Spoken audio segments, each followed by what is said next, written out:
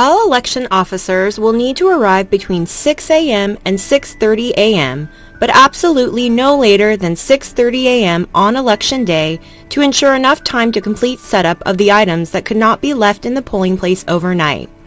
Using the inspector and polling place coordinator guides, everyone will work together to complete the setup. If someone does not show up to work, contact the field dispatch desk immediately. Okay, Shafiq's still not here. I haven't been able to get a hold of him, so I need to call the field dispatch desk. Number here. I'm here. Sorry I'm late. Oh, welcome. The inspector and clerks will finish setting up the precinct table. The inspector will first inventory the ballots and then will put out the ballots starting with the lowest sequence number for each type of ballot. They will then set out one copy of the precinct street indexes and rosters on the precinct table. The polling place coordinator and other clerks will hang the flag and post the outside precinct street indexes. All the outside equipment delivered by the elections office, including signs and accessibility equipment, will also be set up on the morning of Election Day. Voting materials, including ballots, are provided in both English and Spanish at all precincts. For specific precincts, we also provide a language packet with instructions, ballots, and notices in Tagalog. Please make sure you've received all these materials and they are readily available. Bilingual election officers are also staffed at most polling places to assist voters with translation needs. The Elections Office also provides interpreter services in multiple languages via telephone. Accessibility requirements have been set by the state of California. The Elections Office has completed surveys for all polling places in Santa Barbara County to determine if they meet the requirements set by the state. Many of them are able to meet the guidelines if we use equipment to mitigate them. The equipment is specific to each polling place and may include large wedges to keep the doors open, threshold mats, cones, and accessible parking signs. The instructions to set up the equipment are specific to each polling place and include both written instructions and pictures showing where to place the equipment.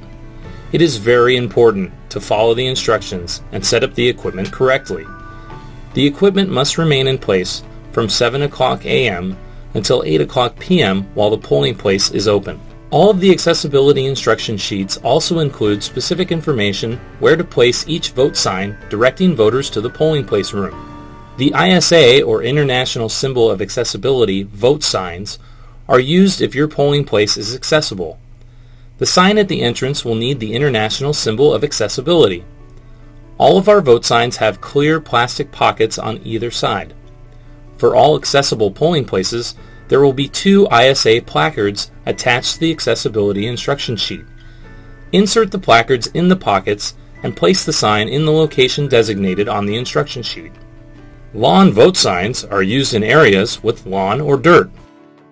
Since only one ISA vote sign is required at the accessible polling places, all other regular vote signs will have the pockets, but you will not need to insert the placards.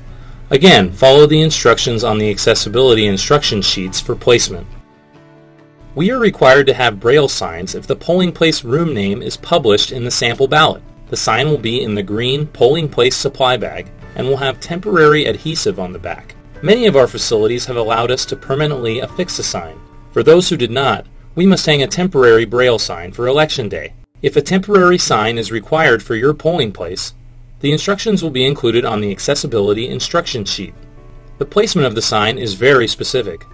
Please be sure to follow the instructions exactly. If you have any questions, please contact the field dispatch desk or ask your field supervisor for assistance. Breaks should be taken between 10:30 a.m. and 5 p.m. Each election officer should take 2 30-minute breaks.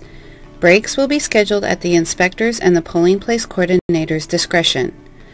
Election officers are encouraged to bring snacks and meals, but they must be taken away from the precinct table and the ballot reception workstation. Inspectors and polling place coordinators will need to coordinate their breaks because the inspector will need to cover the polling place coordinator's breaks at the ballot reception workstation.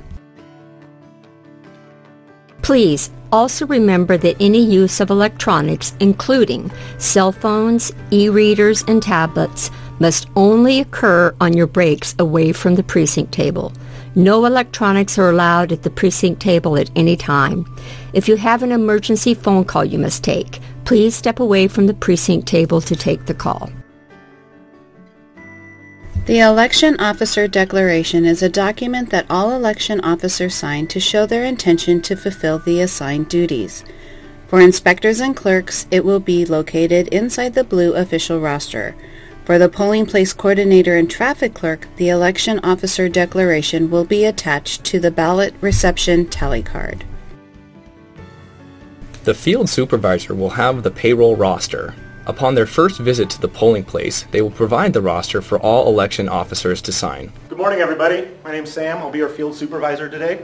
If you need anything throughout the day, please just call the field dispatch desk and they'll go ahead and send me out to help you. I have your payroll roster here. You guys can all sign, we can get you paid.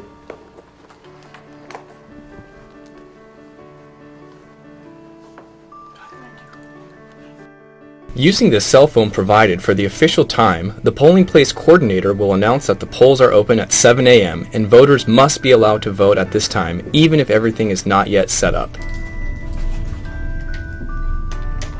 The polls are now open.